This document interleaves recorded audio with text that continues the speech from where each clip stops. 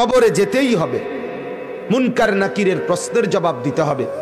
উত্তর দিতে পারলে সুখ মিলবে, প্রশ্নের জবাব না দিতে পারলে দুঃখ মিলবে, আযাব মিলবে।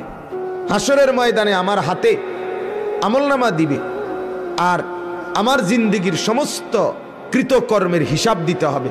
মিজানের পাল্লায় মাপা হবে, আল্লাহ তাআলার মুখোমুখি হইতে হবে, ফুলসিরাত পার হইতে হবে, জান্নাত কিংবা জাহান্নামে যেতে হবে।